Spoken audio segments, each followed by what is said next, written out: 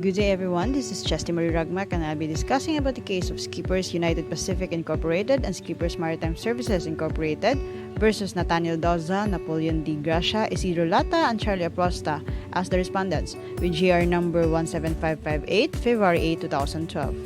Facts for the case: petitioner deployed respondents to work on board the vessel MV Wisdom Star. Respondents claim that skippers failed to remit the respective allotments for almost 5 months, and to date, skippers only failed to remit the home allotment for the month of December 1998. Respondents were unceremoniously discharged from MV Wisdom Star and immediately repatriated. Arrival in the Philippines, respondents filed a complaint for illegal dismissal with the labor arbiter, who dismissed her inaction for lack of merit. Respondents filed an appeal to the NLRC, who dismissed the appeal and affirmed the labor arbiter's decision. The respondents appealed to the CA and granted the respondents' petition and reversed the decision of the labor arbiter and the NLRC. For the issue of this case, whether the dismissal of the respondents is valid and the master's telex message showing that respondents voluntarily requested to be repatriated should be given due credence.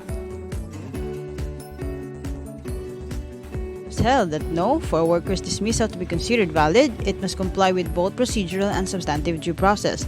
The legality of the manner of dismissal constitutes procedural due process, while legality of the act of dismissal constitutes substantive due process.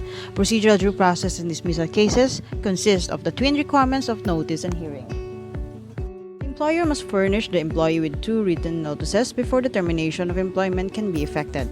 First is that the first notice apprises the employee of the particular acts or omissions for which his dismissal is sought.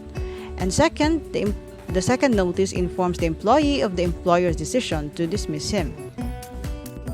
Substantive due process requires that dismissal by the employer be made under a just or authorized cause, under Articles 282 to 284 of the Labor Code.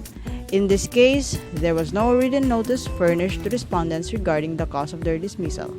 Cosmoshe furnished a written notice to Skippers, the local manning agency, claiming that respondents were repatriated because the latter voluntarily pre-terminated their contracts. This telex was given credibility and weight by the labor arbiter and NLRC in deciding that there was pre-termination of employment contract akin to resignation and no illegal dismissal. As ruled by the Court of Appeals, the telex message does not satisfy the requirement of a substantial evidence.